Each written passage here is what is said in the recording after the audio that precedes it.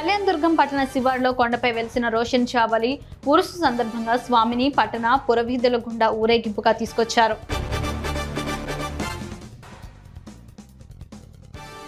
తిరుమల శ్రీవారిని కేంద్ర హోంశాఖ మంత్రి అమిత్ షా దంపతులు దర్శించుకున్నారు.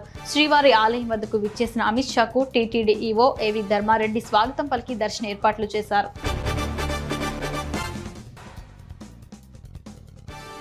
అనుమతులు లేకుండా కౌంటింగ్ కేంద్రానికి వెళ్లకూడదని, అలానే బాణసంచా కాల్చడం, రోడ్లపై గుంపులుగా నేర్పించడం నిషేధించడం లేదని, ఆ రోజు 144 సెక్షన్ అమల్లో ఉంటుంది గనుక ప్రజలు గమనించాలని దేవీపట్నం ఆటోల ద్వారా అనౌన్స్మెంట్ కార్యక్రమాన్ని చేస్తున్నారు.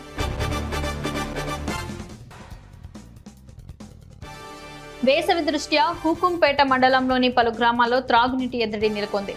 దీంతో గిరిజనులు ఇంటింటికి చందాలు వేసుకుని కొండల్లో వచ్చే ఊటి నీటిని ద్వారా మంచినీటి కుండిని నిర్మించుకుంటున్నారు.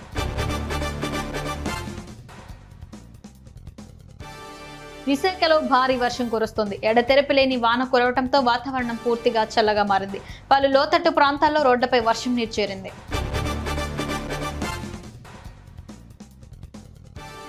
నల్లపాడు పోలీస్ స్టేషన్ ముందు కార్డు దగ్ధమైన ఘటన చోటు చేసుకుంది. గుర్తు తెలియని వ్యక్తులు వ్యర్థాలను తగలబెట్టిన నేపథ్యంలో మంటలు కార్లపై పడి ప్రమాదవశాత్తు మంటలు చెలరేగాయని వారు పేర్కొన్నారు.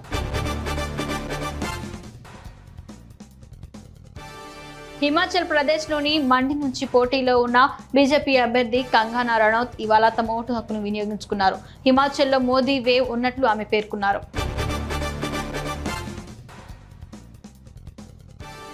మంగళగిరి నగరంలో హనుమంతుని ఉపాలయంలో హనుమంత జయంతిని పురస్కరించుకుని ఆలయ ప్రధాన అర్చకులు మహేష్, అర్చక పర్యవేక్షక పురోహితులు శ్యామసుందర శాస్త్రి స్వామివారికి ప్రత్యేక పూజలు నిర్వహించారు.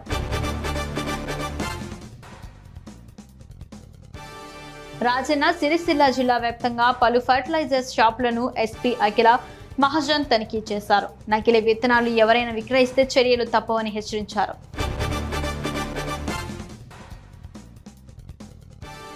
నేడు లోక్సభ ఎన్నికల చివరి దశ పోలింగ్ జరుగుతుంది. ఈ క్రమంలో యూపీలో ఓ వ్యక్తి ఓటు హక్కును వినియోగించుకునేందుకు గుర్రంపై వచ్చాడు. తన పెంపుడు గుర్రాన్ని అందంగా అలంకరించి దానిపై స్వారీ చేసుకుంటూ పోలింగ్ కేంద్రానికి వెళ్లాడు.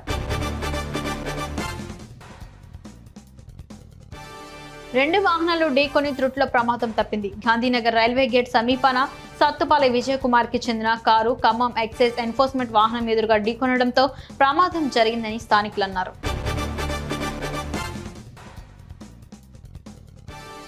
జోగులాంబ గద్వాల జిల్లా ఐజపట్నంలో విస్తుపోయే నిజాలు వెలుగులోకి వచ్చాయి.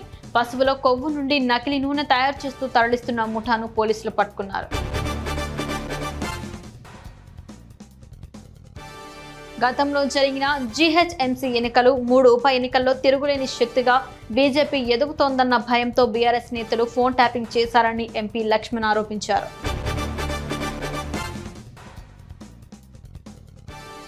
మోత్కూరు మున్సిపల్ కేంద్రంలో మునుగోడు ఎమ్మెల్యే కోమటిరెడ్డి రాజగోపాల్ రెడ్డి పుట్టినరోజు సందర్భంగా యూత్ కాంగ్రెస్ మండల శాఖ ఇండియన్ రెడ్ క్రాస్ సొసైటీ ఆధ్వర్యంలో రక్తదాన శిబిరం ఏర్పాటు చేశారు.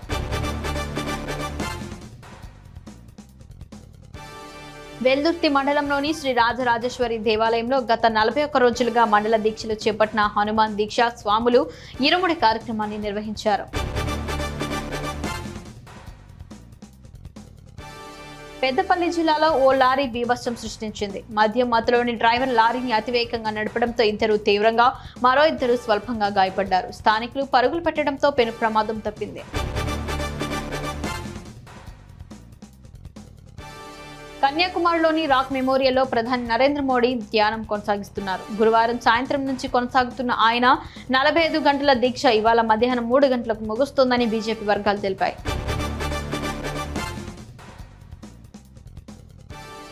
రాయదుర్గం నియోజకవర్గం కనేకల్ మండలంలో పోలీస్ కవాత్ నిర్వహించారు. గొడవలు, అల్లర్లు సృష్టించే వారిపై చర్యలు తప్పవని ఎస్ఎస్ శ్రీనివాసులు ప్రజలకు హెచ్చరించారు.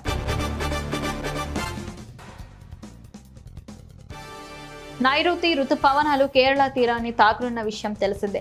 దీనివల్ల ఏపీలో ఇవాల్టి నుంచి 3 రోజులు వర్షాలు కురుస్తాయని వాతావరణ శాఖ తెలిపింది.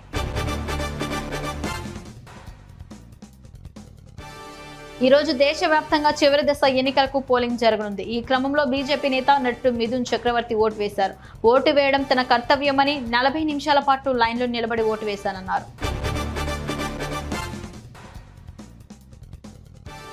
భద్రాచలంలోని కూనవరం రోడ్లో ఉన్న ఓ విద్యుత్ ట్రాన్స్ఫార్మర్లో మంటలు చెలరేగి పూర్తిగా దగ్ధమైంది.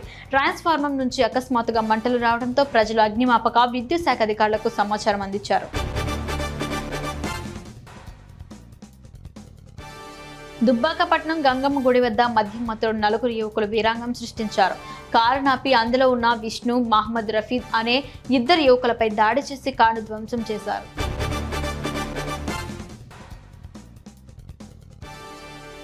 బలమైన గాలుల కారణంగా చైనా రాజధాని నగరం బీజింగ్లోని భవనం నుండి అనేక మంది గాజు నిర్వహణ కార్మికులు వేలాడుతున్నట్లు చూపిస్తోంది. భయంకరమైన క్లిప్స్లో కార్మికులు గాలిలో చిక్కుకున్నట్లు, బలమైన గాలులకు ఊగుతున్నట్లు చూపిస్తోంది.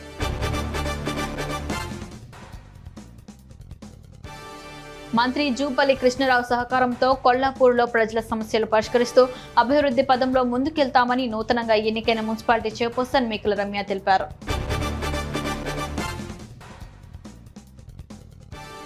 ప్రభుత్వ బడులు నిలబడాలి, చదువులో అంతరాలు పోవాలని ఉపాధ్యాయ ఎమ్మెల్సీ నర్సిరెడ్డి అన్నారు. ప్రభుత్వ బడుల్లో విద్యార్థుల సంఖ్య తగ్గుతుందని ఆందోళన వ్యక్తం చేశారు.